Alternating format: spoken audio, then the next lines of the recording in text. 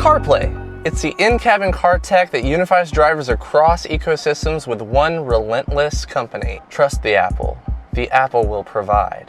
The Apple will protect. So with iOS 13, we get a major facelift to CarPlay. There are several updates to the user interface and one killer new navigation feature for anyone who habitually runs late. I got my phone here.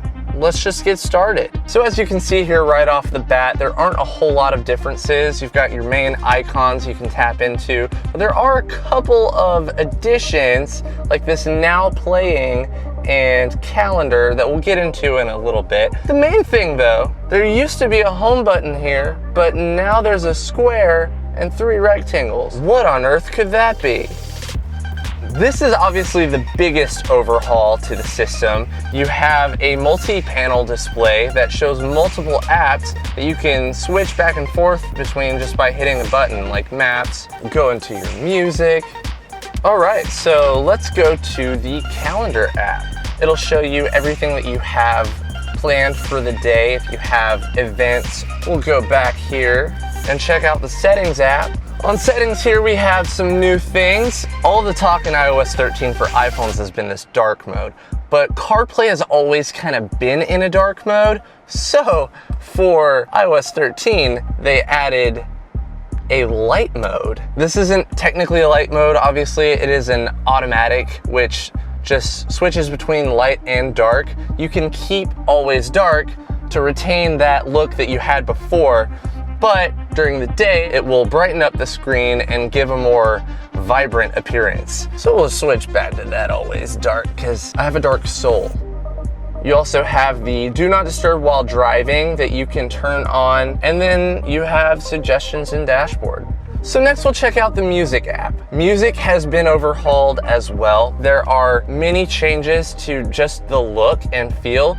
You can see my perfectly curated list of recently added music that I literally recently added, so you can't see the garbage that I actually listen to. When you go to your Now Playing, you'll see a awesome new screen that shows you your album artwork, the name of the song and the name of the artist. You also have your settings controls for music where you can add a song to your library. You can create a station, or you can love or dislike the song. Since it's the song that I added myself, it would be kind of weird if I hit dislike. Up here you have your library, your For You, your browse, and your radio. You've got personal selections of songs. As you can see, teen pop, or if you like Taylor Swift, are things that Apple Music feels I'll listen to. Wow, this is becoming a journey to self-discovery. You also have a redesigned Now Playing button, which is animated. So another huge addition to Apple's CarPlay is enabling of Hey Siri. It took a little bit of time for Siri to register, but that may vary from car to car. iOS 13 has also allowed third-party apps to map Siri, and in CarPlay for iOS 13, you can use Siri to start a podcast, listen to music on Spotify, or even get directions with a third-party app like Waze. Okay, so what I personally think is the coolest change that they've made to CarPlay is before, when you were using apps, it would mirror on your phone. If you had music open on your phone and you were listening to music, music was also open on CarPlay. They have separated the two for iOS 13. So finally, all of you shameless multitaskers will be able to pop on a song from your phone while being completely uninhibited with your navigation to your next destination. Speaking of navigation, we'll move on to Maps. Maps has a lot of really cool new features. So you can hit your search button, which will pop up popular search options like gas stations, parking, restaurants, coffee, groceries.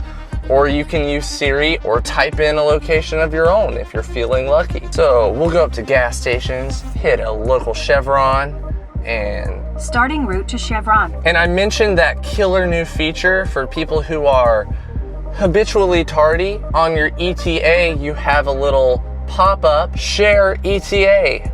This allows you to share your estimated time of arrival if you're en route to a location to, I presume this list is made up of people that iOS curates for you. So that about sums it up, folks. Apple has made some really great strides here with CarPlay in iOS 13, things that I think will greatly improve the user interface, and your driving experience. Just this new cluster alone is enough for me to be sold. iOS 13 is available in September, but if you just can't wait, you can download the beta now on Apple's website.